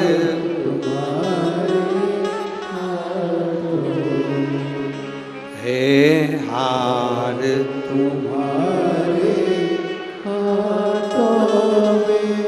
और जी तुम्हारे। हम अपना पूरी चिंता, पूरा टेंशन, पूरा विचार भगवान को दे देते हैं और देते रहना चाहिए। कोई तुमको गाली दे, एक शब्द भी पलट कर मत बोलो। कोई तुमको अपशब्द कहे, एक शब्द पलट कर मत बोलो। दक्ष प्रजापति ने शंकर भगवान को श्राप दिया, शिव मैं तुझे श्राप देता हूं कि तू शमशान में रहेगा। शंकर भगवान खुश हो गए, मेरे ससुर ने मुझे जो स्थान दिया वो बहुत अच्छा दिया। ससुर दामाद को प्लाट दिलाता है, उस प्लाट पर कोई कब्जा कर ले तो ससुर का मन दुखता है। दक्ष प्रजापति शंकर भगवान के ससुर हैं, उन्होंने शंकर भगवान को श्राप दिया कि तू शमशान में रहेगा। दक्ष प्रजापति ससुर ने शंकर भगवान को प्लाट भी दिया तो ऐसी जगह दिया जहां कोई कब्जा ही नहीं करेगा।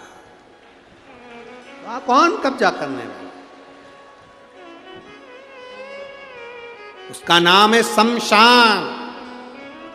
जहां अमीर भी जाता है तो बांस पर और गरीब भी जाता है तो बांस पर। अमीर भी जाता है तो सफेद कपड़े में, गरीब भी जाता है तो सफेद कपड़े में। अमीर भी जाता है तो घास के गद्दे पर, गरीब भी जाता है तो घास के गद्दे पर। आपके इधर ऐसा होता हो कि डनलप के गद्दे पे ले जाते हो तो बात दूसरी। अमीर भी जाएगा तो सफेद कपड़े में, गरीब भी जाएगा तो सफेद कपड़े में। अमीर भी जाएगा तो घास के गद्दे पर, गरीब भी जाएगा तो घास के गद्दे पर। अमीर भी जाएगा तो बांस पर, गरीब भी जाएगा तो बांस पर। जहां सबकी शान सम है उसका नाम सम शान है, वहां बराबर की शान है। कोई अमीर नहीं, कोई गरीब नहीं। ये दुनिया में हो सकता है कि तुम अमीर हो, तुम गरीब हो, पर शमशान में आग लगे तब कोई अमीर कोई गरीब नहीं होता। जिसने ज़्यादा बादाम खाई हो उसकी भी राख एक जैसी होती है, जिसने नी खाई उसकी भी एक जैसी है। हो सकता है बादाम खाने वाले की राख थोड़ी क्वालिटी बान हो तो भर के रख, पर एक जैसा सम है। जब शंकर भगवान की दृष्टि में सम है तो फिर दुनिया क्यों भेद करती है? दुनिया ने भेद करा। ब्रह्मा जी के दरवाजे पर खड़ी हुई उस स्त्री ने, उस लंकनी ने, उस द्वारपालिनी ने भेद कर दी। ब्रह्मा जी के सामने खड़ी हुई उस प्रथम दरवाजे की उस स्त्री ने भेद करा। इंद्र जी को नहीं रोका, विष्णु जी को नहीं रोका, पर शंकर जी को रोक दिया। क्या अड़भंगे हो, क्या अड़भंगे?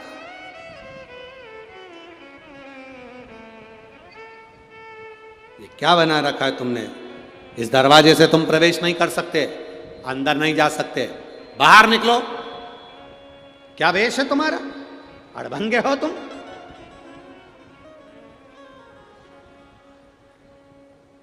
शिव तो मौन थे। शंकर कभी जवाब नहीं देता। शंकर का जो भक्त होता को गाली दे दो, अपशब्द कह दो, ताना दे दो, वो कभी जवाब नहीं देगा, क्योंकि उसको भरोसा है। जवाब छोटा सा बच्चा, मम्मी पापा हाथ पकड़ कर जा रहे हैं, बच्चे को कोई थप्पड़ मार दे, बच्चे को कोई अपशब्द कह दे, तो बच्चा मारेगा वापिस जवाब में कि माता पिता मारेंगे? बोलो बोलो, जम के बोलो जरा। बच्चा तो मारेगा नहीं, माता पिता चिल्लाएंगे, ए मेरी औलाद को कैसे हाथ लगा लिया, मेरे बेटे को कैसे छीन लिया, मेरे बेटे को कैसा गाली दे दी। माता पिता ने उठाया, 2 थप्पड़ दिया। याद रखना, शंकर का उपासक, शंकर की आराधना करने वाला, शिव की उपासना करने वाले का जवाब शिव भक्त कभी नहीं देता, उसका जवाब उसका शंभु देता है, उसका शिव देता है। वो कभी जवाब नहीं देगा, जवाब वो दे।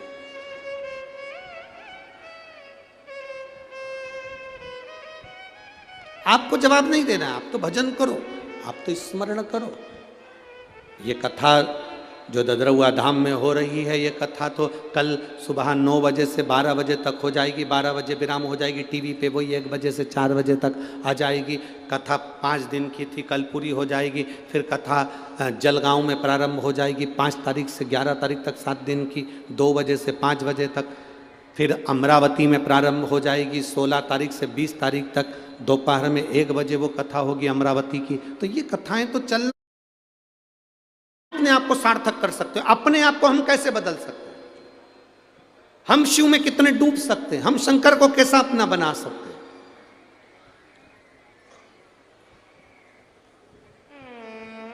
जमीन अच्छी होगी, फसल अच्छी होगी। जमीन बेकार होगी तो फसल बेकार होगी। आपकी भक्ति अच्छी होगी तो भगवान फल भी अच्छा देता है। भक्ति गड़बड़ हुई तो फल नहीं मिला। भक्ति तो ठीक हो, आपका भजन का बल बढ़ाओ। राम राम रटते रहो जब तक घट में प्राण, कबहू तो दीन दयाल के भनक पड़ेगी। जपते रहो, पुकारते रहो, वो पुकारोगे वो सुनेगा। लोग कहते हैं शिव पुराण कितनी बार सुनना चाहिए, हम कहते हैं रोज सुनना चाहिए। और आप में से कई माताएं ऐसी भी होंगी जो रोज टीवी पर सुनती होंगी। कितनी है जरा हाथ उठाओ। अच्छा सबई धर लो, धर लो, वापिस धर लो, धर लो जी। चंबल की जी हो, रख लो, बहुत बढ़िया। बोलबम का नारा है, आवाज नहीं आई है, जरा दम के बोलो। बोलबम का नारा है, सहारा। ठीक है। पुरुष बोले हैं कि महिलाएं बोली इतनी तेज आवाज में? अच्छा पहले मेरा निवेदन है, पुरुष लोग नहीं बोलना है, पहले माताओं, लेडीज फर्स्ट। तुम जीजी हो, मेरी हिम्मत हो, हारना नहीं, दम से बोलना। बोलबम का नारा है, बहुत जोरदार। अब मेरे जी जाओ, तुम्हारे साले को कुछ मत देना, अब निवेदन है तुम बोल जरूर देना, कटा मत देना रे। अच्छी दमदारी से बोलियो। बोलबम का नारा है। तुम्हारे पास माइक था, तुम जीजा नहीं हो। अच्छा तुम मतलब स्त्री हो कि पुरुष हो? तो फिर आवाज में बोलना चाहिए ना। तुम लोगों को माइक दिया इतना तेज, तो आवाज इनकी और बोल्ड हो जाती। चल जाने दो, अच्छा अपन सब मिलके बोल रहे हैं, बराबर बराबर है, आवाज बिल्कुल जोरदार है, ऐसा नहीं। फिर भी हमारी जीजी की है, सरकार जीजा पानी भरे, फिर भी दमदारी तो जीजी है, बहुत जोरदार बोली हो। बोल सीताराम सरकार की, ददरौआ धाम श्री हनुमान जी महाराज की। जोरदार, इसको कहे आनंद है। शिव कथा कह रही है, हमें निंदा नहीं सुनना है, हमें निंदा से दूर रहना, परे, बहुत परे। कह दिया, शिव जी को रोक दिया। शंकर ने जवाब नहीं दिया, शिव जी वहां से चले। शंकर जी तो चले गए, पर सभा में आज भोलेनाथ जी नहीं दिख रहे। सभा में आज भोलेनाथ जी नहीं दिख रहे। ब्रह्मा जी ने तुरंत गरुण देव को बुलाकर कहा, गरुण जरा जाकर पता करो कि भगवान शिव इस सभा में क्यों नहीं आए, बाबा देवादिदेव महादेव सभा में क्यों ना पहुंचे, जाओ जरा पता करो। कोई अपशब्द कहे ना पलट कर जवाब दो, कोई गाली दे ना पलट कर जवाब दो, कोई आड़ा टेढ़ा बोल दे नहीं पलट कर जवाब दो। बदला नहीं लेना अपन को। बदला लेने में कई लोगों के तो कुल डूब गए, बदला लेने में कुल डूब गए, बदला लेने में पूरा वंश डूब गया, बदला लेने में पूरी जिंदगी खराब हो गई। महाभारत का चरित्र उठा लो, माता द्रौपदी जरा सी हंसी थी, उसका बदला लेने के लिए पूरा वंश मिटा बैठे। शूर्पणखा का बदला लेने के लिए रावण ने अपना पूरा कुल डुबो दिया, केवल बदला लेने के लिए। कई हमारे क्षेत्र में लोग ऐसे रहते हैं, मैं उससे बदला लेकर मानूंगा, और बंदूक उठाई ठोक दिया। तूने तो 5 मिनट में उसको मार दिया, पर तेरा परिवार आज तक रो रहा है, आधे जेल में पड़े हैं, आधे बाहर रो रहे हैं। ऐसा बदला लेना किस काम का है? तूने तो उठाई ठोक दिया, उठाकर ठोका। बदला लेकर मानूंगा, तू तो बदला ले लेगा, तेरा परिवार तो जिंदगी भर रोएगा, तू जेल सड़ेगा, थाने में पड़ा रहेगा, कोर्ट के चक्कर काटता रहेगा, जिंदगी पूरी रोने में निकल जाएगी, बच्चे बड़े हो जाएंगे तो जिंदगी भर बाहर नहीं निकल पाएगा। तो ऐसा बदला लेना किस काम का? शिव महापुराण की कथा को सुनने वाले एक बात अपने अंदर उतार लेना, रावण ने अपनी बहन का बदला लिया था, पूरा वंश मिट गया। दुर्योधन ने अपनी हंसी का बदला द्रौपदी से लिया, पूरा वंश मिट गया। जो जो बदला लेने की ठानता है उसके परिवार में रोना ही रोना लिखा होता है, कभी सफलता नहीं होती। जो बदला लेने की ठानता है, कई लोग अकड़ में आकर कह देते हैं, कई लोग अभी तुम यहाँ से इधर पीछे के रास्ते से अंदर मत आन दो किसी को, फिर देखना वो बोलेगा देख लूंगा तेरे को तो बाद में, मिल तू बाद में, तेरे को बाद में निपटूंगा, अभी ज्यादा इतरारिया है ना, तूने मेरे को चढ़ने नहीं दिया मंच पे, तू आ तू मेरे पास, तूने अभी मेरे को देखा नहीं है, अभी तूने मेरे को देखा नहीं। आन दे मेरा समय, जब मेरा समय आएगा ना तेरे को बता दूंगा मैं क्या चीज हूं। और गुस्सा होके गाड़ी उठा के बुड़ बुड़ करके चला गया। आगे गया तो एक्सीडेंट हो गया, हॉस्पिटल में भर्ती हो गया, डॉक्टरों ने कह दिया समय आ गया। अभी क्या कर गया था, मेरा समय आने दे मैं बता दूंगा। समय कब किसका कैसा आ जाए किसको भरोसा है, किसको भरोसा। इसलिए मेरा निवेदन है, कभी ऊंचे बोल नहीं बोलो। किसी से कितनी भी लड़ाई हो जाए, किसी से कितनी भी दुश्मनी हो जाए, कभी बदला लेने की मत ठानना कि मैं इससे बदला लूँगा। बदला लेने में पूरे रावण का वंश चले गया। शूर्पणखा का बदला लेने गया था और मालूम पड़े पूरा सूपड़ा साफ हो गया। दुर्योधन बदला लेने के लिए गया था कि इस द्रौपदी ने मेरे ऊपर हंसा है, बदला लेकर मानूंगा, और दुर्योधन का पूरा वंश नष्ट हो गया। घर की माताओं को चाहिए, तुम्हारे बेटे की किसी से लड़ाई हो जाए, डंडा उठाकर बदला लेने जाए तो माताएं उसको समझाए हमें बदला नहीं लेना, हमें नहीं लेना बदला। तू लड़ाई करेगा, तलवार उठाएगा, छुरा उठाएगा, बंदूक उठाएगा, मार देगा, थाने में पड़ा रहेगा, तेरे छोटे छोटे बच्चे जिंदगी भर रोते रहेंगे।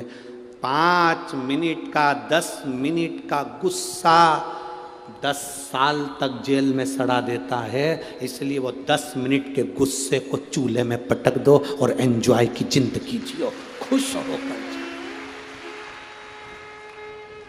प्रसन्न चित्त में अपने जीवन को जियो, स्माइल देकर, खुश होकर, आनंद के साथ जियो। समझौता करना जानो, समझौता। जब थाने में जाते हो तो टीआई भी कह देता है देखो आपस में मेलचेल कर लो, थोड़ी बहुत बातचीत करो, समझौता करो। उसको मालूम है टीआई को केस चलेगा 10 साल 20 साल 15 साल निकल जाएगा। पुलिस वाले को मालूम है 25 साल निकल जाएगा, ये जिंदगी भर ऐसे रगड़ाएगा, एक अंदर पड़ा रहेगा। इसलिए समझौता करो। निवेदन है, पति पत्नी में लड़ाई हो जाए समझौता करिए, आपस में बच्चों में लड़ाई हो जाए समझौता करिए। समझौता जिंदगी का एक सुख है, क्षमा कर देना एक आनंद है। बदला लेना आनंद नहीं है जितना क्षमा करना आनंद है। समझौता कर लीजिए। लड़ाई हो गई ना, कोई बात नहीं, टीआई कहता है, पुलिस वाला कहता है, थानेदार कहता है देखो बैठ जाओ आपस में समझौता कर लो। दोनों परिवार रो गए, अदालत में पैसा जाएगा, पैसा लगता चले जाएगा, जिंदगी निकल जाएगी, केस चलते चलते। समझौता करो, समझौता। जब आप थाने में जाकर आखिरी में जब केस समाप्ति नहीं होता तब समझौता करते हो, 25 साल निकल गए तब समझौता करा तो कहीं खाक करा। समझौता पहले करिए, अपने दिल से समझौता कर कर चलिए। मुझे अगर कोई कह भी देगा तो मैं सुनकर निकाल दूंगा, पर किसी को मैं ये नहीं कहूँगा कि मैं तुझसे बदला लूँगा। मैं कभी आड़ा टेढ़ा नहीं करूँगा, मैं समझौता लेकर चलूँगा अपने जीवन में। शंकर भगवान से सीख कर चलना। शिव जी कभी पलट कर जवाब नहीं देते, कभी पलट कर। शंकर भगवान ने जितने असुरों को मारा, एक भी असुर से, एक भी राक्षस से शंकर जी की दुश्मनी नहीं थी। एक भी राक्षस से शंकर जी की दुश्मनी नहीं थी, एक भी। तुम अंदाजा लगा कर देखो, वो भस्मासुर राजा था, एक बार प्रवचन सुन लिया उसने, और प्रवचन सुनकर भस्मासुर ने विचार कर लिया मैं भगवान शंकर की पूजन करूंगा। शिव जी की पूजन में लग गया। लोग कहते भस्मासुर था, असुर था, राक्षस था। हम कहते उसके बराबर भक्त नहीं था भस्मासुर के बराबर। लोग कहते ताड़कासुर असुर था, राक्षस था। हम कहते ताड़कासुर के बराबर कोई भक्त नहीं था। शंकर जी ने जिसको मारा सब उनके भक्त थे। भस्मासुर राजा था। पत्नी ने पूछा क्या कर रहे हो? शिव जी की आराधना। शंकर का शिवलिंग बनाता, पूजन करता। शंकर भगवान उसकी तपस्या से प्रसन्न हो गए। मांग तुझे क्या चाहिए? भस्मासुर ने कहा आपके चरणों की सेवा दे दो, मेरे को अब राजपाट नहीं करना, मुझे तुम्हारी सेवा करना है। शंकर भगवान ने कहा मेरे पास सब है, नंदी है, भृंगी है, श्रृंगी है, पत्नी है, सर्प है, गंगा है, सब है, मुझे तेरी जरूरत नहीं है। नहीं नहीं नहीं, मैं तो आपकी सेवा करूंगा चाहे कुछ भी हो जाए, मुझे तो आपकी सेवा करना है, आप मुझे सेवा में रखो। शंकर भगवान ने कहा तो फिर एक काम कर, पार्वती जी से पूछा इसको कौन सी सेवा दें। पार्वती जी ने कहा एक काम करो, इसको भस्म लाकर चढ़ाने की सेवा दे दो। भस्म चढ़ाने की सेवा? हाँ। पार्वती जी के कहने पर शंकर भगवान ने भस्मासुर से कहा तू जा भस्म लाना, मेरे पर चढ़ाना। शमशान की भस्म मुझ पे चढ़ना चाहिए, इसके सिवाय कुछ भी नहीं। मुर्दे की भस्म मुझे चढ़े, उसके सिवाय कुछ नहीं। अब भस्मासुर शमशान जाता, वहाँ से भस्म लाता, शिव जी को चढ़ा देता। शंकर बड़े खुश रहते, रोज यही करता, प्रतिदिन सुबह जाना, भस्म लाना, चढ़ाना। 6-7 महीने निकल गए, 1 साल निकल गया, 4 साल निकल गए। चौथे साल में भस्मासुर शमशान में भस्म ढूंढता रहा पर मिली नहीं, क्योंकि कोई मर ही नहीं रहा था। कोई मरे जले तो भस्म आए, अब कोई मरे ही नहीं तो भस्म कहां से आए?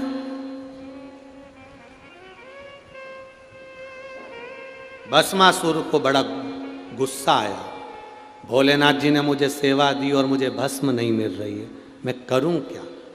भस्मासुर की जो पत्नी थी बड़ी चतुर थी, उसने कहा देखो कब तक दूसरे की फैक्ट्री का माल लाओगे, अपनी खुद की फैक्ट्री चालू करो। भस्मासुर ने पूछा अपनी फैक्ट्री कैसे? पत्नी ने कहा शंकर जी की तपस्या करो, वर मांगो, जिस पर तुम हाथ रखो वो भस्म हो जाए, उसी की भस्म शंकर जी को चढ़ा देना, अपनी कंपनी का माल चलता रहेगा। रोज कहीं ढूंढने जाना नहीं पड़ेगा, किसी के ऊपर हाथ रख देना, भस्म हुआ, उठाया और चढ़ा दिया। कहाँ तक दूसरे की फैक्ट्री का माल लाओगे? अपनी खुद की फैक्ट्री चालू करो। सुन लिया भस्मासुर ने, लग गया तपस्या में। भस्मासुर ने तपस्या करी, शिव जी सामने आ गए, मांग तुझे क्या चाहिए? आशीर्वाद दो, जिस पे हाथ रखूं वो भस्म हो जाए। शंकर भगवान भी अड़भंगे थे, उनने कह दिया तथास्तु। खुश होकर भस्मासुर घर गया। खुश होकर जैसे ही भस्मासुर घर गया, पत्नी को देखकर आनंदित हो गया। मैं तुझे गले लगाना चाहता हूं। क्यों? तेरे करे पर मैंने शंकर जी से वर मांग लिया, आज अपनी फैक्ट्री चालू हो गई, मैं तुझे गले लगाना चाहता हूं। पत्नी भाग गई पीछे। पत्नी को लगा फैक्ट्री की कंपनी का माल सबसे पहले मेरे ऊपर यूज कर रहे हो। पत्नी भागी। पति ने कहा कहां जा रही है? पत्नी के मैं अभी आ रही हूं। पत्नी भागती गई, भागती गई, भागती गई। पत्नी ने सोचा कब तक भागूंगी, कुछ अच्छा कर देती हूं। इतने में पत्नी ने अपने पति से कहा सुनो जी, वो भोलेनाथ हैं, शंकर जी हैं, अड़भंगे हैं, शंभू हैं, इतने सीधे हैं, जो मांगता है उसको दे देते हैं। कभी कभी उनका दिया आशीर्वाद भी लगता ही नहीं है, इसलिए प्रैक्टिकल करके देखो क्या उनने सही में आशीर्वाद दिया है। तो इतने में पति ने बोला तू मेरे पास में आ, मैं तेरे सिर पे हाथ रख के देखता। पत्नी बोले मेरे पे नहीं, जिसने दिया उससे पूछो। अब पत्नी गई, शंकर भगवान के पास में भस्मासुर गया, भोलेनाथ जी को याद किया, शंभो हर हर। शंकर भगवान आए, मांगो क्या चाहिए? उसने कहा बस तुम्हारे ऊपर हाथ रख के देखना है कि तुम भस्म होते हो कि नहीं होते। शंकर भगवान बोले बता, हमने कंपनी खोली और ये हम पे ही प्रैक्टिकल कर रहा है। शिव जी तो छोड़कर भागे। जो भोलेनाथ भागे, पीछे पीछे भस्मासुर, आगे आगे भोलेनाथ। नारायण भगवान के पास पहुंच गए। नारायण भगवान की धर्म पत्नी लक्ष्मी जी मिली। प्रभु क्या बात है, कहाँ भाग रहे हो? लक्ष्मी जी ने कहा कि क्या हुआ? शंकर भगवान बोले पीछे भस्मासुर आ रहा है, जिस पे हाथ रखता है वो भस्म हो जाता है। लक्ष्मी जी भी भग गई।